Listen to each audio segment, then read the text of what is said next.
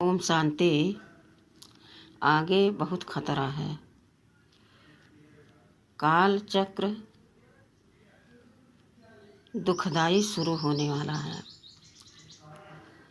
खुद को खुद हमें जगाना है, औरों को हमें नहीं देखना है। खुद को खुद जगाना है, अर्थात आध्यात्मिक मार्ग पर बहुत रुकावटें आती हैं, बहुत गड्ढे पड़ते हैं और रोड़े भी सामने आते हैं, जिसकी ठोकर से हम दर्द में आ जाते हैं और मेरे पुरुषार्थ में कमी आ जाती है। मैं दर्द को याद करने लगता हूँ, पुरुषार्थ को भूल जाता हूँ।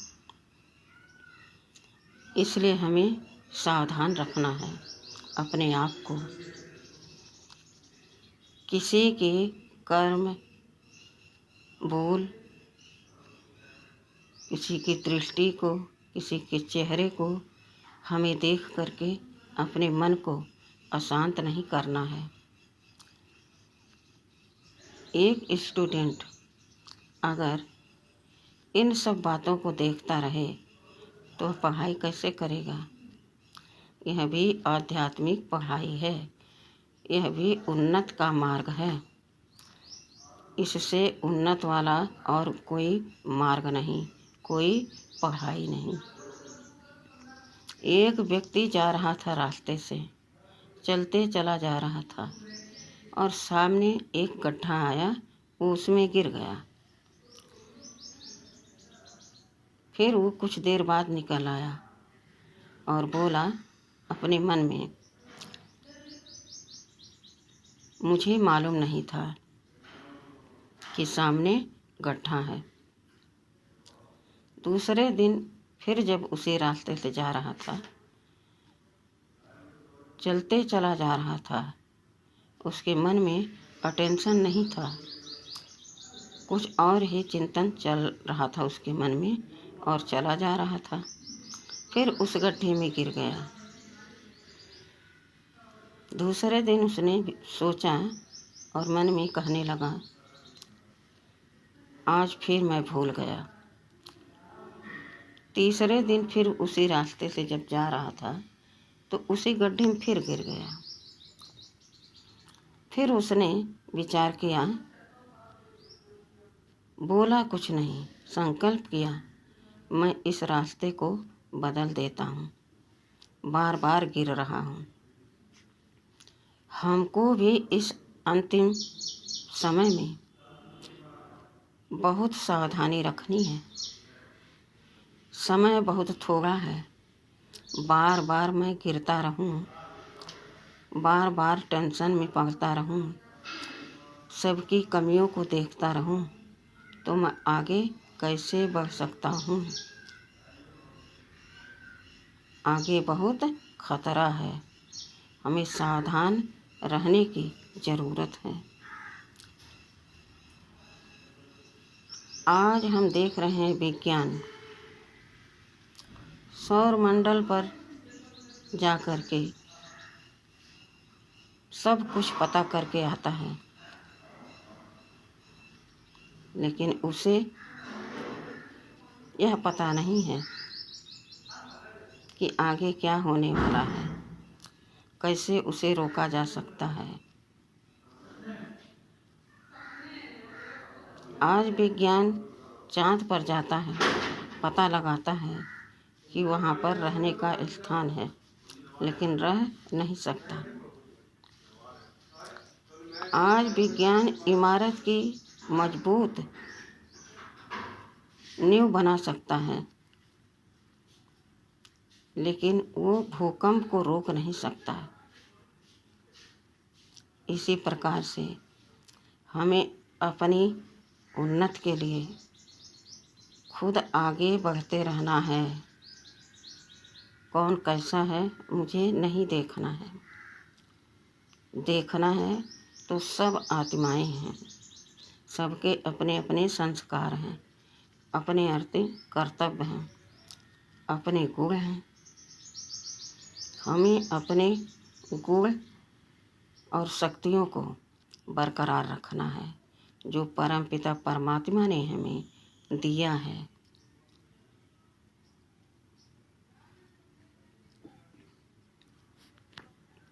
जिस तरह से आज विज्ञान वर्षा ऋतु को बता सकता है, इतनी दूर तक पानी बरसेगा, लेकिन वह पानी को रोक नहीं सकता। और अगर नहीं बरसा तो विज्ञान पानी बरसा नहीं सकता।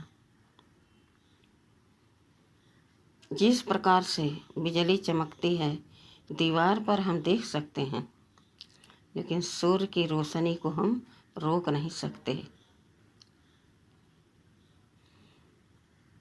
इसी प्रकार से हमें अपने आप को आध्यात्मिक उन्नति के लिए तरक्की पर तरक्की करनी है।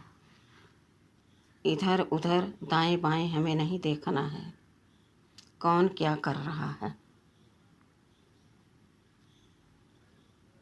जिस प्रकार से हमें विज्ञान हर समय सचेत करता है कि इस सीजन में, इस साल में ठंड बहुत पड़ने वाली है, लेकिन ठंड को रोक नहीं सकता। जिस प्रकार से गर्मी के सीजन में गर्मी का तापमान बहुत अधिक बढ़ गया है, सब बताएंगे, लेकिन उन्हें कम करने की शक्ति विज्ञान में नहीं है।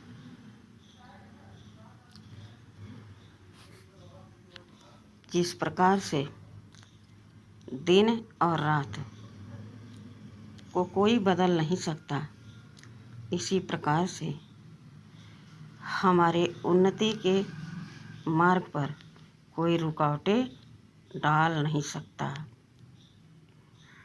क्यों? सब जैसे इंसान हैं, मैं भी हूँ।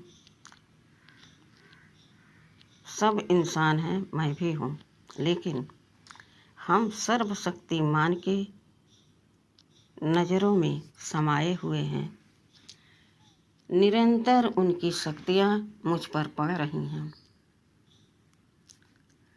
मैं निरंतर भगवान की शक्तियों से शक्तिशाली बनती जा रही हूँ।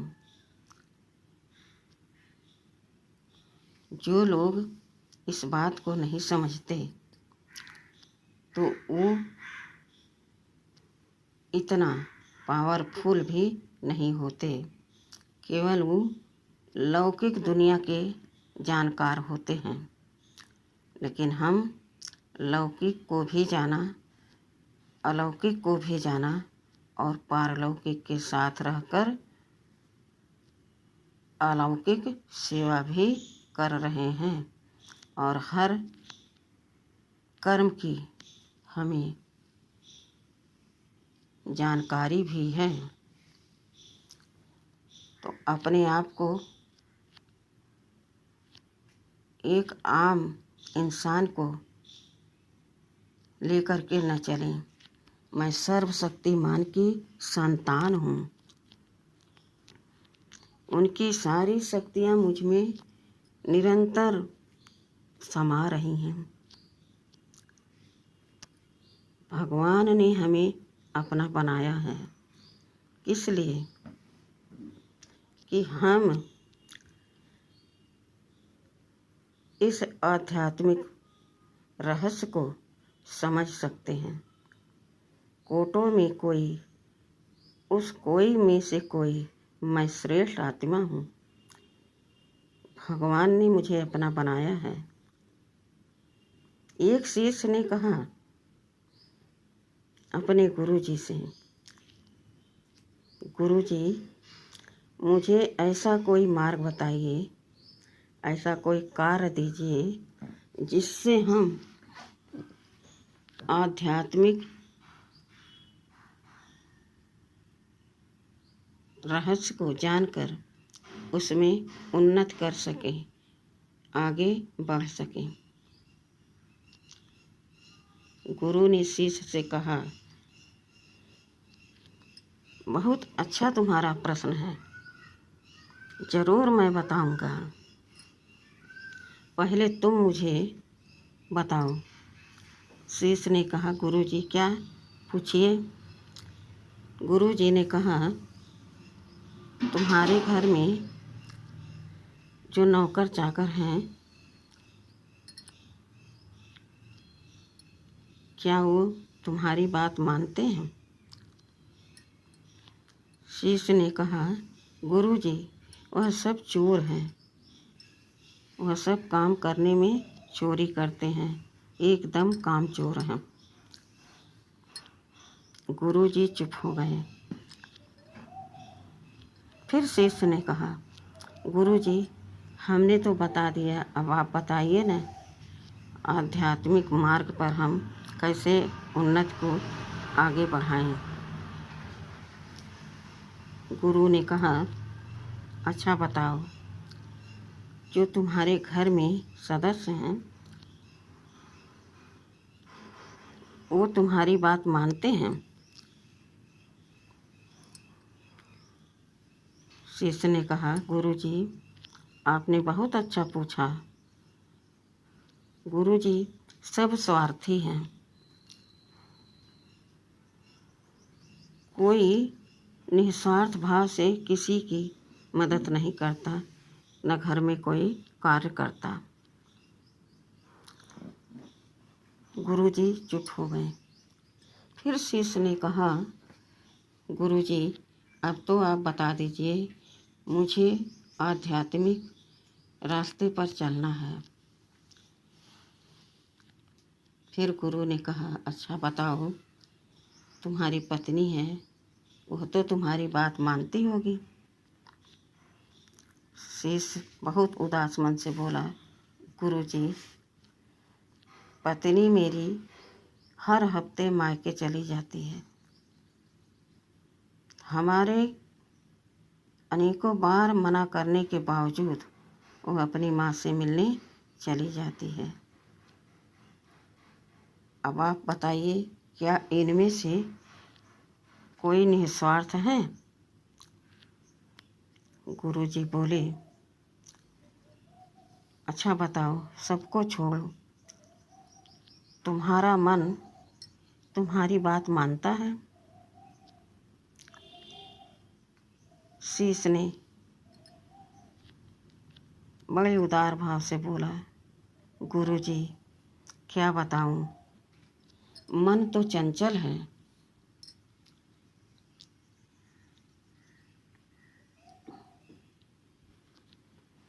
गुरुजी ने कहा, अब बताओ, जब तुम्हारा मन ही चंचल है, तुम्हारी बुद्धि की निर्णय शक्ति कैसे अच्छी होगी, तुम्हारे कर्म कैसे अच्छे होंगे, और तुम आध्यात्मिक मार्ग पर कैसे उन्नति पाओगे? शिष्य सोचने लगा, कुछ भी करके मुझे आध्यात्मिक मार्ग पर चलकर आगे बढ़ना है। वह गुरुजी से विनती करने लगा,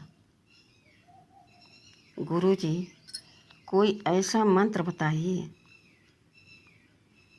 जिससे हम अपने मन को अपने बस में कर पाएं। गुरुजी ने कहा, यह प्रश्न तुम्हारा बहुत अच्छा है। निरंतर तुम भगवान का सिमरन करो,